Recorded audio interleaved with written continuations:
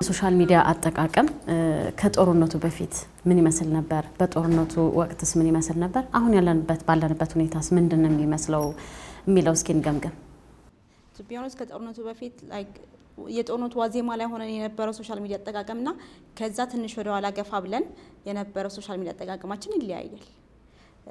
ከጦርነቱ በፊት በጣም ወደ ኋላ ትንሽ መለስ ብለን ስናየው ያኔ የነበረው ሶሻል ሚዲያ አጠቃቀማችን ቢሆንስ ብዙም ተጠቃሚ አልነበረም እና ደግሞ የሚስና ዲስ ኢንፎርሜሽን ያን ያክል የጎላ ዘነበሌታ ነበረው። ብዙ የሆነ ኢንፎርሜሽን በዲስና በሚስ የሆኑ ኢንፎርሜሽኖች ብዙም እንደዚህ አልበዙም ነበር። ፋክቱን ብቻ ነበር የሚወራው ለማለት ያክል ነው። ከዛ የጦርነቱ ማግስት ላይ ሆነን ግን ኦሬዲ ቅድም እንዳልኩት ጦርነቱ የጀመረው በሶሻል ሚዲያ ስለነበር ሶሻል ሚዲያዎች በጦርነቱ ማግስት ላይ የነበረው ተጽዕኖ በቃ ኦሬዲ ሰዎቹን ወደ ጦርነት ማስገባት እንዲገመዱን ሰጥቶ መሳብ ብቻ ነበር የቀራቸው እንጂ ኦሬዲ ግባበለው ግደለው ጀግና እኛ እንደፈርም ኢትዮጵያዊነቱ ቀርቶ በኢቴኒክ ብቻ የተወሰነ ሶሻል ሚዲያዎች ነበሩ። አዱላዊነት ያለባቸው ሞስትሊ የራስን ወገን የራስ እንዳልሆነ ማሰብ ነበረባቸውና ከጦርነቱ በፊት የነበረው ይሄን ይመስል ነበር። ጦርነቱ ላይ የነበረው ደግሞ በጣም ተጋጋለ። በጣም በፕሮፓጋንዳ በሚስ ኢንፎርሜሽን ዲስኢንፎርሜሽን እና በሄት ስፒች ከቨር ተደርጎ ነበር። ኦልሞስት 80% የሶሻል ሚዲያ ማለት ይችላል ሞስትሊ በትግራይና በኢትዮጵያ የነበረው ነገር ላይ 80% የሶሻል ሚዲያ በሚስ ዲስ እና በሄት ስፒች እንዲሁም በፕሮፓጋንዳ የተሞላ ሶሻል ሚዲያ አጠቃቀም ነበረን በጦርነቱ ታይም ላይ የነበረው አጠቃቀማችንና ይሄ ነገር ደግሞ ጦርነቱ ተሎ ብሎ እንዳያልቅ ወይም ጦርነቱ ጊዜ እንዲፈጅ ጊዜው እንዲራዘም የጦርነቱ ጊዜ እንዲራዘም አድርጎታል ብዬ አስባለሁ። ምክንያቱም ሶሻል ሚዲያ እንደዚህ አይነት በፕሮፓጋንዳ በዲስኢንፎርሜሽን ሄት ስፒቾች ላይ ፎከስ አድርጎ ከሰራ እሳት ላይ ጭድ ማቅረብ እንደሚመስል አይነት መልኩ ነው የሚሆነው። እሳት ላይ ጭስ ጨምሪበት ይጋጋላል አይደል?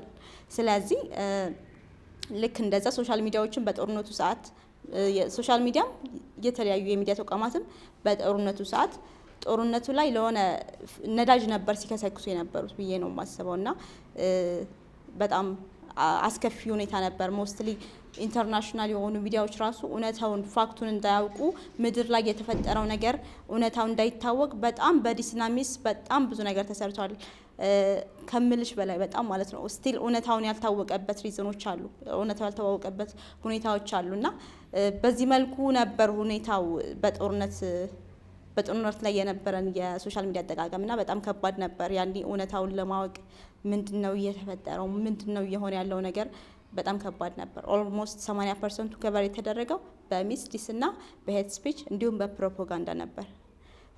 ከዛ በኋላ ያለው ነገር ደግሞ ስናይ ሶሻል ሚዲያው ልቅ ነገር ሆኗል። ልቅ ነገር የምለው እኔነትን ብቻ የዘፈነበት ሆኗል። ቢሆንስት ከዛ በፊት ከጦርነቱ በፊት የነበረን ወደ ኋላ መልሻችሁ ነበር። ወደ ኋላ ተመልሰን ያየነው ምንድነው ከጦርነቱ በፊት የነበረው ነገር ኢትዮጵያዊነትን ያማከለ እኛነትን ነበር የተላበስነውና ከጦርነቱ በኋላ አሁን ላይ ደግሞ ያለው ነገር እኔነትን ያለው ነገር ሆኗል። ሶሻል ሚዲያው በአጠቃላይ እኔ ትግራዋይነቴን ብቻ ነው ከቨር ማድረግ ወይ ኦሮሞነቱን ብቻ ነው ፎሎ አፕ የሚያደርገው እንጂ አብሮነት የሚባለው ነገር የለም ከጦርነቱ በኋላ ማለት ነው። ስለዚህ ይሄ ልዩነቶች ደግሞ እንዲህ ከተጋጋሉ በጣም ከባድ ነው። የቀድሞ ጠቅላይ ሚኒስትራችን በብሔር ብሔረሰቦች ዙሪያ የሰሩት በጣም ትልቅ የፒስ ቢልዲንግ ስራ ሰርተዋልና ይሄ ልዩነታችን እንደ ውበታችን እንድንቆጥረው አድርገው ነው ያስተማሩን። እንደዛ አይነት አመለካከት ነበርና እሱ ነገር ጎልቶ መውጣት አለበት ብዬ አስባለሁ አሁን ላይ። ስለዚህ ነገሮች ተወያይተን በጠረጴዛ ዙሪያ እንድናወራበት እድሉ ይሰጣን። ቢካውዝ ሶሻል ሚዲያው ልቅ እያደረግነው ነው። ማንም የመሰለውን መጥቶ እየተናገረበት እያወራበት ያለው ሪዝን እሱ ነው ብዬ አስባለሁ።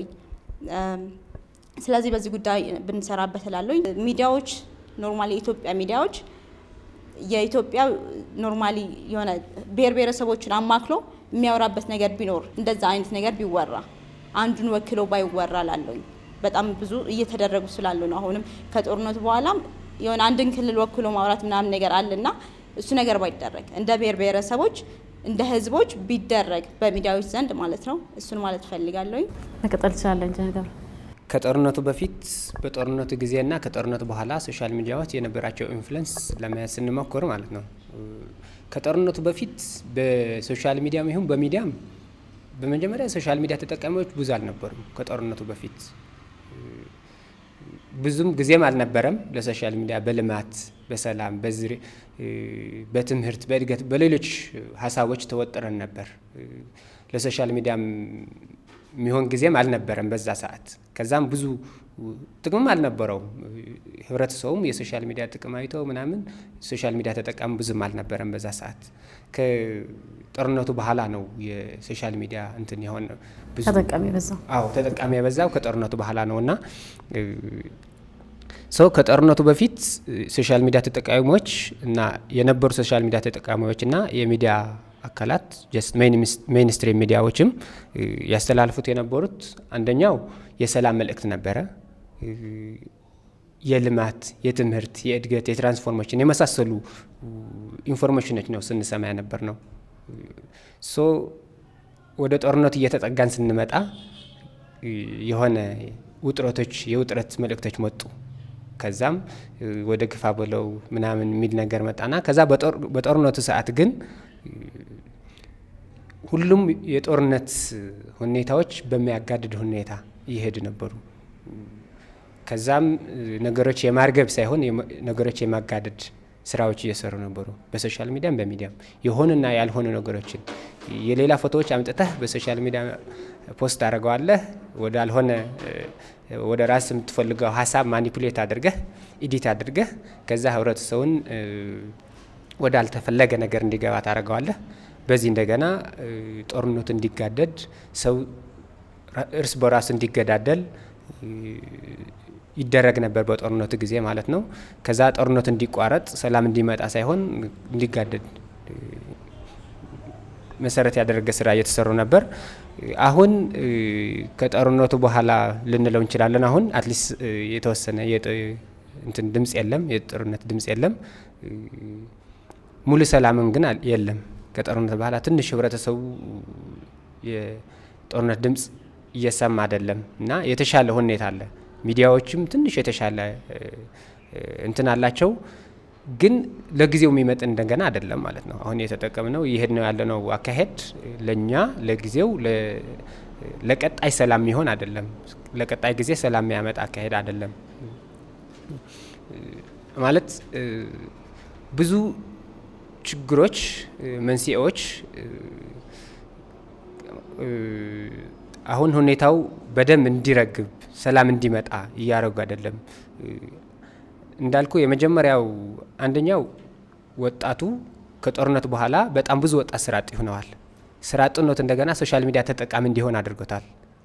ስለዚህ የጦርነቱ ኔጌቲቭ ኢፌክት ብዙ ወጣት ስራ አጥ እንዲሆን፣ ወጣት እንደገና ሶሻል ሚዲያ ተጠቃሚ እንዲሆን፣ ሶሻል ሚዲያ ስትጠቀም እንደገና ውስጥህ ያለህ ነገር አስበህ ለህብረተሰቡ ይጠቅማል ይጎዳል ምናምን ሳታስብ ሳትገናዝብ ፖስት አደርገዋለህ። ከዛ ህብረተሰቡ ይጎዳል።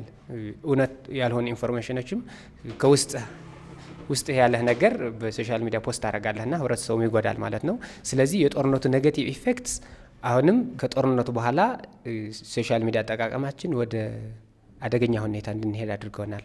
ሶ በሶስቱ ነገሮችን ከጦርነቱ በፊት የተሻለ ሁኔታ ነበር። በጦርነቱ ሰዓት ወደ አደገኛ ሁኔታ ወርደዋል። አሁን እንደገና ወደ ሌላ የከፋ ሁኔታ እየሄድን ነው ያለ ነው።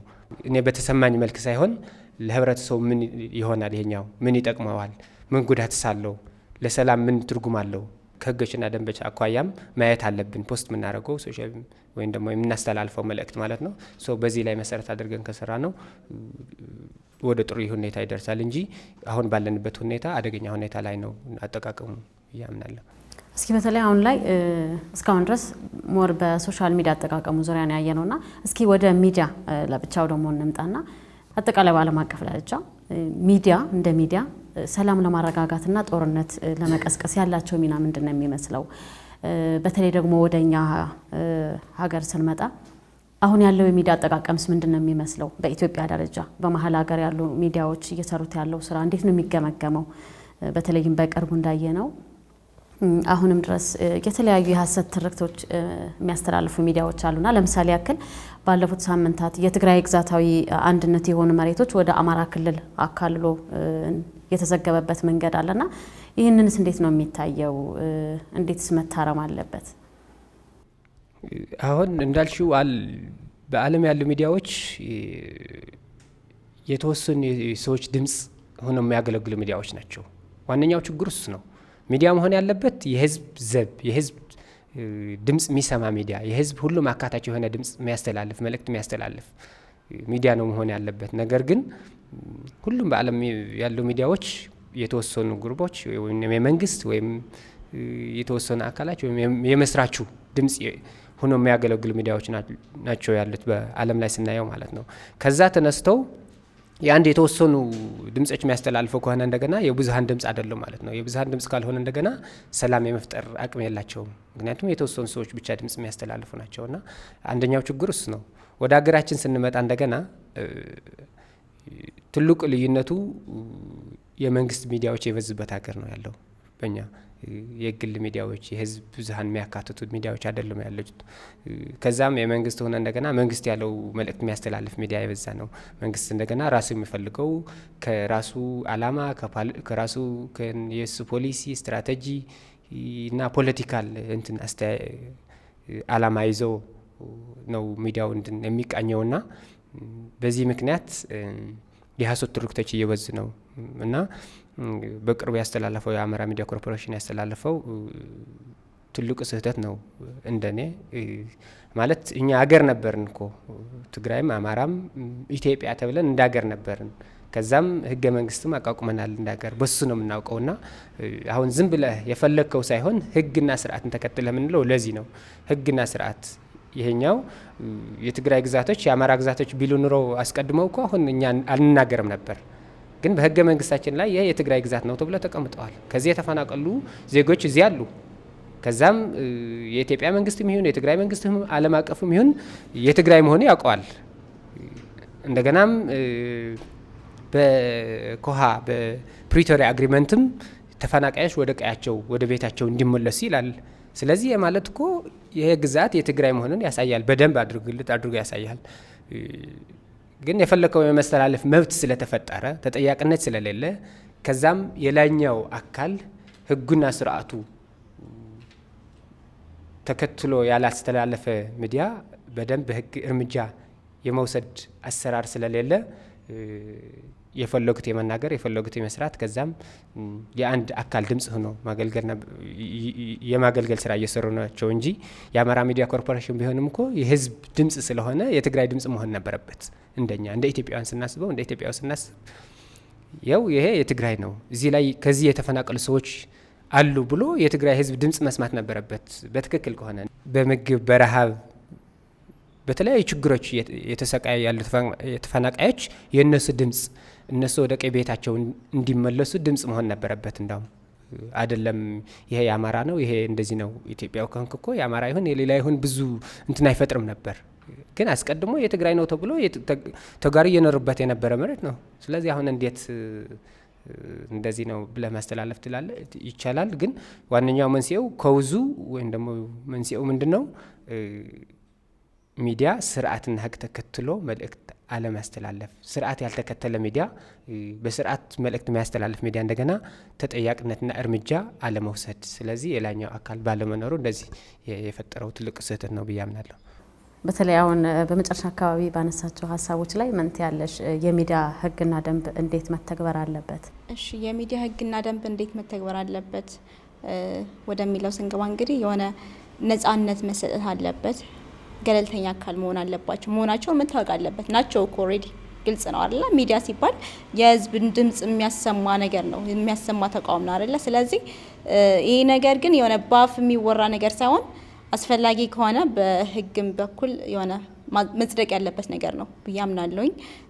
ኦልሬዲ ገለልተኛ በሆነ ተቋም ላይ ደግሞ መንግስት ጣልቃ መግባት ስለማይችል እነሱ የህዝብን ድምጽ ማሰማት ስላለባቸው የህዝብን ችግር ዳይሬክትሊ ማሳየት ይችላሉ ብዬ አስባለሁኝ። ስለዚህ ይህ ነገር ላይ አስፈላጊ ከሆነ በህግም በኩል የሚደረግ ህግ ቢደረግበት የሆነ ገደብ መንግስት ምን ያክል ነው መግባት ያለበት ወደ ሚዲያዎች ምን ያክል ነው ጣልቃ መግባት ያለበት የሚለው ነገር እንኳን አስፈላጊ ከሆነ ማለት ነው። ካልሆነ ግን ገለልተኛ አካል እስከሆኑ ድረስ የህዝብን ችግርና የህዝብን ጥያቄዎች መስማትና ወደሚመለከተው አካል ማድረስ ነው የነሱ ስራ ብዬ አምናለሁኝ። ሚዲያ የተለያዩ ሚዲያዎች የሚዲያ ተቋማት በዚህ ጦርነት እንግዲህ ያደረጉት ኢንፍሉዌንስ በጣም ግልጽ ነው። ግን ያው እያንዳንዱ ሚዲያ ጀነራሊ የኢትዮጵያ ሚዲያዎች እያንዳንዳቸው ይሄው ላይ የተፈናቀለው ህዝብ፣ የተጎሳቆለ ህዝብ፣ የተራበው ህዝብ፣ የተራቆተው ህዝብ፣ የተጠማው ህዝብ፣ የተቸገረው ህዝብ፣ እያንዳንዱ የተፈናቀለው ህዝብ፣ የራሱን ቤቱን ጥሎ የወጣው ህዝብ፣ የሞተው ህዝብ ለዚህ ሁላ ተጠያቂ ናቸው ብዬ አስባለሁ። ተጠያቂዎች ማናቸው? የሚዲያ ተቋማት ናቸው። ፈርስት ኦፍ ኦል ጦርነቱ ከመጀመሩም በፊት በሚዲያ ጦርነቱን ጀምረው ታውጀውት ነበር። ከዛም ቀጥሎ ይሄው ላይ የተፈጠረው የደረሰበትን ህዝብ ችግር ኡታ ማሰማት አልቻሉም ነው የህዝብ ድምጽ መሆን አልቻሉም። እና ሚዲያዎች ለዚህ ነገር ሁሉ ተጠያቂ ናቸው። እያንዳንዱ ነገር ላይ አሻራዎቻቸውን ጥለዋል ብዬ አስባለሁኝ። ስለዚህ ሚዲያ በሰላም ለማረጋጋትና ጦርነት እንዲፈጠር በማድረግ ያለው ሚና ከሶሻል ሚዲያ ወጣ ብለን ስናየው እንደ ሚዲያ የሚያሳድረው ተጽዕኖ እንዴት ነው የምትገልጹ? ሚዲያዎች ሰላም ለመፍጠር ኤግዛምፕል ብዬ ብጀምር ይሻለኛል። የሆነ ሰላም ለመፍጠር ያላቸው ሚና ምንድነው? በጣም ትልቅ ነገር አላቸው ብዬ ጀምሬያለሁ ቅድምምና ምንድነው የአብሮነትን ባህል መላበስ የሚችሉ ሚዲያዎች ናቸው። ህዝቡ በጣም ብዙ ኦዲየንስ ያለበት ሚዲያ ላይ ነውና ህዝቡ በጣም በቴንሽን ሆኖ የሚጠብቀው ሚዲያው ያለው እያንዳንዱን ነገር ተቀብሎ አክሴፕት በማድረግ ነው ፎሎ አፕ እያደረገ ያለው። ሞስትሊ የኢትዮጵያ ህዝብ በጣም ዲፔንድ የሆነው በሚዲያ በኩል ነው። ስለዚህ በሚዲያ በኩል እንትና ጋር ሰላም እንደዚህ ሆነ እንደዚህ ተፈጠረ ከአጎራባች ክልሎች ጋር ሳይሆን ዓለሞች ጋር አጎራባች ሀገራት ጋር እኮ ነበር ሰላም የምንፈጥረው እንደ ኢትዮጵያ ማለት ነው ነበር ነው ግን እና ይሄ ነገር ከአጎራባች ክልሎች ጋር ይሄ እየተሰራ ነው የሆነው። ኮላቦሬሽን የሚለው ነገር በሲኦሲዎች ደረጃ ወይ በኦርጋናይዜሽን ደረጃ አይደለም። አክቹሊ በክልሎች ደረጃ የአፋር ቴሌቪዥን ሊሆን ይችላል እና የትግራይ ቴሌቪዥን በመሆን እንደዚህ እየሰራ ነው ይሄን ነገር እያደረግን ነው ብሎ በሚዲያዎቻቸው ላይ ሲዘግቡ ህዝቡ የአፋርና የትግራይን ህዝብ እያቀራረብሻቸው ነው በዛ ማለት ነው። ምክንያቱም የአፋሩም ሆነ የትግራይም ህዝብ ዲፔንድ የሆነው በሚዲያዎች ነው፣ በሚዲያዎች ተቋም ነው። ስለዚህ ልክ እንደዛው ደሳይም ወደ ሌሎችም ክልል ማለት ነውና ሰላም ላይ ያላቸው ተጽዕኖ በጣም ትልቅ ነው። የሰላም ፕሮሞቲንግ መስራት ይችላሉ። ወጣቶችን በማሳተፍ መንግስት አካላትን ኖርማሊ በማምጣት ላይክ ኮሚኒኬሽን ወደ ሰላም የሚመራና ዝንባሌያቸው አሁን ሞስትሊ ከጦርነቱ በኋላ መሆን ያለበት ብዬ የማስበው ሰላም እንደሰፈነ ህዝብ ስቲል አላመነም፣ አልተቀበለውም። ቢካዝ ሰላም ዳዝምን የጦርነት ወይም የጋንሻት ስላቆመ አይደለም ሰላም የምንለው። ሰላም ማለት ፊልም እናደርገው ነገር ነው። ስለዚህ እኔ ፊልም ማደርገው ሰላም ካልሆነ ሰላም አልሰፈነም ማለት ነው። ወሬቨር አጠገብ ያለው ነገር ማለት ነው። ገባሻ? በኢኮኖሚ ሊሆን ይችላል፣ በብዙ ነገሮች የተጎሳቆለው ህዝብ ሰላም ሰፍኗልና ወደ ልማት እንግባ፣ ወደ ስራ እንግባ፣ ወደ የሆነ ፊቸር ፕላናችንን ቀይረው ብለሽ ልታስረጁ ስትሞክሪ መጀመሪያ ሰላም መኖሩን አረጋግጪልኝ ነው የሚልሽ። ስለዚህ ሰላም ለማረጋገጥ ደግሞ የኢትዮጵያ ጠቅላላ ይሄ ቅድም በጦርነቱ በኩል ሲያፈርሱ የነበሩት ስራዎች ነበሩ አይደል? በጦርነቱ በኩል በጣም ብዙ ፕሮፓጋንዳዎች እየተነሱ ሚስ ኢንፎርሜሽንና ዲስኢንፎርሜሽኖችን በማንሳት ሲሰሩት የነበረው የሆነ እሳት ላይ ጭድ እየጨመሩ እንደነበረው ሁላ አሁንም ሰላም ላይም ኢንተረስትድ መሆን አለባቸው። ልክ ከዚህ በፊት ሰላምን ለማደፍረስ የሰሩት ስራ ሁላ ሰላምን ለመመለስም መስራት አለባቸው ብዬ አስባለሁ። በተለያዩ አካባቢዎች የሚገኙ አክቲቪስቶች የሚጽፏቸው ጽሁፎች በህብረተሰቡ ላይ የሚያሳድሩት ጫና ምንድነው የሚመስሉት? ለምንድነው ወደ እንደዚህ አይነት ደረጃ ላይ የወረድ ነው? በአሁኑ ሰዓት ቀደም ስታነሱት እንደነበረ በአሁኑ ሰዓት ሶሻል ሚዲያ ላይ ግላዊነት የበዛበት ህዝብን ለህዝብ የሚያጋጩ ሰላምን ከማረጋጋት ይልቅ ሰላምን የሚያደፈርሱ አይነት ዘገባዎች ጽሁፎች ነው እየተጻፉ ያሉትና ለምንድነው ወደ እንደዚህ አይነት ደረጃ ላይ የደረስ ነው? መንስኤው ምንድነው ማለት ይቻላል? ምንስ ጫና ያደርጋሉ ህብረተሰቡ ላይ? እሺ እንግዲህ ያው የተለያዩ ፖለቲካን ሰዎች ነን የሚሉ የመንግስት አካል ነን የሚሉ ብዙ ነገሮች አውርተዋል፣ ብዙ ነገሮች ጽፈዋል። የሆነ ኢቭን ከትውልድ እስከ ትውልድ የሚቀር የሆነ ሰቅጣጭ የሆነ ወሬዎችን አውርተዋል። ሞስትሊ ስለ ትግራይ ስፔሻሊ በጣም ብዙ ነገሮችን ተነግረዋል በሚዲያ በትላልቅ ሚዲያ የሀገሪቱ በጣም ትላልቅ የሚባሉ ሚዲያዎች ላይ እንደዛ አይነት ነገሮች ተደርጓል። እነሱ ነገሮች በጣም ኢንፍሉዌንስ አሳድረዋል። ቱ ቢ ኦነስት ይሄው አሁን ያለንበት ነገር ላይ እንድንሆን እነሱ ነገሮች በጣም ትልቅ አሻራ አሳርፏል። ፕሮባብሊ ኖ ዋን ኖውስ እስካሁን ድረስ የጸጸት ስሜት እስካልተሰማቸው ድረስ የጥፋተኝነት ስሜት እስካልተሰማቸው ድረስ ወይም የሰብአዊ መብት ኮሚሽን ሊሆኑ ይችላሉ ወይ ሲኦሲዎች ሊሆኑ ይችላሉ እነሱን ተጠያቂ እስካላደረጉ ድረስ ይህ ስሜት እኛ ጀኔሬሽን ላይ ብቻ የሚያበቃ ሳይሆን የሆነ ለቀጣይ የሚሄድ ስሜት ነው። እነሱ ባወሩት የሆነ አጥንት ሰባሪ ንግግር ነው ያወሩትና እነሱ ነገሮች ደግሞ ወጣቱ ሁሉ ሞቲቬት ሆኖ ወደ ጦርነት ፎሎ አፕ እንዲያደርግ ነው ያደረጉት ተጽዕኖ ይሄን ነበር። በጣም ሞቲቬት ሆኖ የሆነ ያልታሰበ ዱብዳ ሆኖባቸው ወጣቶቹ ዳይሬክትሊ ወደ ጦርነት እንዲያመሩ አድርጓቸዋል ብዬ ነው ማምነው። ምክንያቱም በጣም የተለያዩ ፖለቲካል ሰዎች በጣም ብዙ ወሬዎችን ሲናዙ ነበር፣ ሲያወሩባቸው ነበር፣ በጣም ዊርድ የሆኑ ቃላቶችን ማለት ነውና እነሱ በጣም ተጽዕኖ ፈጥሯል ጦርነቱ እንዲጀመር። ኦልሬዲ ቀስቃሾቹ ነበሩ። የሆነ ጭዶቹን አሰባስበው ክርቢት እየለኮሱ የነበሩ ሰዎች ናቸው እነሱ። እንደ ሰላም እናውራ ከሆነ እነሱ ሰዎች ላይ መጀመሪያ ተጠያቂነት መኖር አለበት ብዬ አስባለሁ። የሆነ የጸጸት ስሜት ከተሰማቸው ነው የጥፋተኝነት ስሜት ከተሰማቸው ነው ፎር ዘ ፊውቸር ኦኬ አክሴፕት የሆነ ፎርጊቭ ማድረግ ይቻላል። ፎርጌት ማድረግ ከባድ ነው። ስለዚህ ፎርጊቭ ማድረግ እንችላለን። እንደ ተጋሩ ሞስትሊ በጣም የዋህና ይቅርባይ ልብ አለን። ስለዚህ ይቅርባይነቱ ግን ዝም ብሎ የሚሰጥ ነገር አይደለም። ገባሽ አይደለ? አንድ ሰው ማጥፋቱን ሲያምን ነው አትሊስት ይቅርባይነትሽን መስጠት የምትችይው። ስለዚህ እነሱ እንደዚህ አይነት ወሬዎች ሲነዙ የነበሩ ስማቸው ባይጠቀስም እነሱ ሰዎች የጥፋተኝነት ስሜት ተሰምቷቸው ይቅርታናታቸውን ማየት እንፈልጋለን። ተጠያቂነቱ መስፋት ስላለበት ማለት ነው። በዚህ ዙሪያ ይሄ የሆነ ኤትኒክ ቤዝድ ያደረገው ሄት ስፒች ሲናገሩ የነበሩ ሰዎች በሚዲያ ዙሪያ ሲያወጡ የነበሩ ሚዲያዎችም እንደ ሚዲያ ይቅርታ መጠየቅ አለበት። ትግራይ ስፔሲፊክ አድርጌ አይደለም እያወሩ ያሉት፣ ኤግዛምፕል ነው የወሰድኩት። እያንዳንዱ ክልል ብዙ ነገር የተነገረበት ክልል ይኖራል። ስለዚህ ሚዲያዎቹም እንደ ሚዲያ ተቋም ይቅርታነት ጠይቀው ያደረጉት ነገር ጥፋት መሆኑን አምነው ይህንን ፎሎ አፕ ቢደረግ አምናለሁኝ። በሶሻል ሚዲያ አሁን አክቲቪስት ያልሆነ ሰው የለም። እንደ ትግራይም እንደ ኢትዮጵያም ስናየው ሁሉም አክቲቪስት ነው። እንደ አንድ የስራ ዘርፍም እየተወሰደ ነው። እንደኔ ግን ሚዲያ ማለት ህዝብ የምታገለግልበት፣ ነጻ ሰርቪስ የምትሰጥበት፣ ለህብረተሰብ የምታገለግልበት፣ የምትደክምበት፣ ከዛ እንደገና ጥሩና አዎንታዊ አሻራ የምታስቀምጥበት ስራ ተወዳጅ ዘርፍም ነው። በደንብ አዎንታ በጥሩ ነገር ከሰራህበት። ነገር ግን አሁን እንዳልናቸው ከጦርነቱ ከስራ አጥነቱ ከምናምን የተነሱ ሁሉም አካል በቃ አክቲቪስት ነው። ተነስቶ የራሱ ይጽፋል፣ የፈለገውን ያደርጋልና የሚዲያ ስርዓት ህግ እና አላማ ማያውቅ ሰው ዝም ብሎ አክቲቪስት ሆነዋል ማለት ነው በአሁኑ ሰዓት። ከዛ ሌላኛው ዋነኛው ችግር እንደገና ሚዲያ አዝ ኤ ሶርስ ኦፍ ኢንካም የተጠቀምንበት ነው። ብዙ ተከታይ አፍርተህ ብዙ ተከታይ እንዲኖርህ አላማ ብዙ ተከታይ እንዲኖርህ ብዙ ተከታይ ካለህ እንደገና የራስህ ኮሚኒቲ ይዘህ እንደ የራስህ የሆነ ሀሳብ የምታሰርጽበት ለህብረተሰቡ የምታደናቅርበት ያልሆነ ሀሳቦች ሊሆኑ ይችላሉ። የሆኑም አንዳንድ ትክክል ሀሳቦችም ሊሆኑ ይችላሉ። እሱንም ለህብረተሰቡ አስተላልፈህ ከዛ ህብረተሰቡ ተቀብሎህ የራስህ የሆነ አላማ የምታሳካበት ሁኔታ እየተፈጠረ ነው።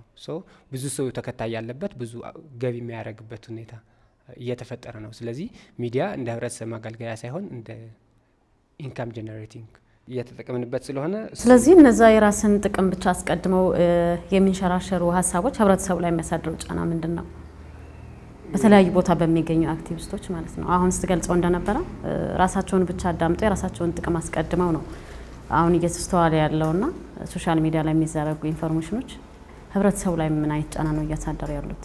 አሁን የራስ ሀሳብ ስታንሸራሽር የህዝብ ሀሳብ አታስተላልፍም ማለት ነው። የህዝብ ሀሳብ ሳታስተላልፍ እንደገና የህዝብ ድምጽ የለም። የራስ ሀሳብ ያስተላልፍክ ነው፣ ህዝብ እየተጎዳ ነው ማለት ነው። ሚዲያ ማለት እኮ የህዝብ ድምጽ ማለት ነው አይደል? ስለዚህ የህዝብ ድምጽ አይደሉማ ሶሻል ሚዲያ አክቲቪስቶች። የራሳቸው ሀሳብ፣ የራሳቸው ጥቅም፣ የራሳቸው ሁኔታ መነሻቸው የራሳቸው ጥቅም ነው። መነሻህን የራስህ ጥቅም ከሆነ የህዝብ ጥቅም እያስከበርክ አይደለም፣ የህዝብ ድምጽ እየሆንክ አይደለም፣ የህዝብ ሀሳብ ያንሸራሸርክ አይደለም። ታዲያ የውስጥ ሀሳብ ያንሸራሸርክ ነው። ህዝብ እየተወዳ የህዝብ ድምጽ ካለመሆን ባሻገር በህዝብ ለህዝብ ግንኙነቶች ላይ እንዲሻክሩ ማድረግ ወይም ህዝብ ለህዝብ ወደ ግጭት ለመጋበዝ ሚናስ የላችሁ?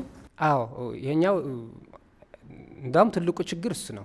የሶሻል ሚዲያ ወይም አክቲቪስቶች የራሳቸው መንስኤያቸው የራሳቸው ጥቅም ነው፣ የራሳቸው ፕሮፓጋንዳ አላቸው የራሳቸው። እሱን ለማድረግ ህዝብ ለህዝብ ግንኙነት መስራት ቢኖራቸውም የሰሩት ያሉት ግን ምንድነው እነሱ ተከታይ እንዲኖራቸው ከዛም የህዝብ ለህዝብ ግንኙነት እንዲሻክር እያደረጉ ነው። የሰላም ኢንፎርሜሽን ትቶት የነሱ ዓላማ የሚያሳካ ከዛም ህዝብ ለህዝብ እንዲጣላ ግንኙነቱ እንዲሻክር ህዝብ እርስ በራሱ እንዲነሳ ልጅ በአባቱ እንዲነሳ እየተደረገ ነው። ወንድም በእህቱ እንዲነሳ እየተደረገ ነው። አደጋው ከኢንዲቪጁዋል ሰዎች ከግል ሰዎች ባሻገር ወደ ፋሚሊ፣ ወደ አንድ ቤት፣ ወደ አካባቢ፣ ወደ አገርም እየሄደ ነው እና አደጋው በጣም ትልቅ እየሆነ ነው። ይሄኛው ችግሩ እንደገና የሆነ ሰው ዝም ብሎ አክቲቪስት በመሆኑ የመጣ ምክንያት ነው ማለት ነው። ለምንድን ነው ወደ እንደዚህ አይነት ደረጃ ላይ የደረስ ነው ማለት ይቻላል? እዚህ አይነት ደረጃ ላይ ደረስ ነው እኔ 2-3 መንስኤዎች አነሳለሁ። አንደኛው የጦርነቱ ኢፌክት ነው። ከጦርነቱ በኋላ ብዙ ሰውም አልተፈወሰም፣ ወደ ኖርማል ስታተስ አልተመለሰም። ከዛም ማለት ያየነው ነገር እኮ በጣም ከባድ ነው፣ ለመመለስ ከባድ ነው። አንድ ሰው ብዙ ክፋት እያየ የነበረ ሰው ሲገደል የነበረ መሞት፣ መገዳደል፣ መዝረፍ፣ ሬፕ ማድረግ እያየ የነበረ እንደሱን እንደ ሲያየ የነበረ ሰው አሁን ቶሎ ብሎ ወደ ኖርማል መመለስ አይቻልም። ኖርማላይዜሽን ገና ነው፣ ወደ ኖርማል ስታተስ አልተመለስንም። ስለዚህ አንደኛው የጦርነቱ ኢፌክት ነው ብዬ አምናለሁ። ከዛም የስራ አጥነት ኢፌክትም በጣም ትልቅ ሚና አለው እዚህ ላይ። ሁሉም ወደ ሶሻል ሚዲያ የፈለገው ያልፈለገው የመስተላለፍ ሁኔታም የፈጠረ ያለው ስራ አጥነት፣ ሁሉም ሶሻል ሚዲያ ተጠቃሚ እንዲሆን አንደኛው መንስኤ ሆነዋል። ከዛ በመቀጠልም ተጠያቂነትና እርምጃ አለመውሰድ ማለት ነው። ከዋሸ የሀሰት ትርክት ካስተላለፈ ተጠያቂነት የማይመጣበት ከሆነ እርምጃ የማይወሰድበት ከሆነ ነገም እንደሱ ይሰራል፣ ሌላ ሰው እንደገና እንደሱ ይሰራል። እንዲያውም ከተጠያቂነት ይልቅ የገቢ ምንጭ አድርጎ እየወሰደበት ስለሆነ ገቢ እያገኘ ስለሆነ በቃ ሌላ ሰውን ወደሱ ይገባል ማለት ነው። ከዛ እንደገና ኮሚኒቲ ስታንዳርዶችም እየተከተልን አይደለም። ሀሰት ትርክት የበዛበት ሰዓት ባለንበት ጊዜ ከህዝብ ዲቴይሉ አለማየት ከዛም በቀድሞ ታሪካችን መሰረት አድርገን ዝም ብለን በቶሎ ማመን በመታማመን ምክንያት የሀሰት ትርክቶች እንዲበዙ እያደረገ ነው ብዬ አምናለሁ። መልካም። ሚዲያና አጠቃቀሙ በተመለከተ ለሰጣችሁን ሰፋ ያለ ማብራሪያ በድጋሚ በጣቢያችን ስም ከልብ እናመሰግናለን። እኛም እናመሰግናለን። ቴንክ ዩ። ተመልካቾቻችን ሀገር ለማፍረስም ሆነ ለመገንባት የሚዲያና ሶሻል ሚዲያ አጠቃቀም ምን መምሰል አለበት በሚል ርዕሰ ጉዳይ ላይ ለነበረን ቆይታ ይህንን ይመስል ነበር። ሰላም።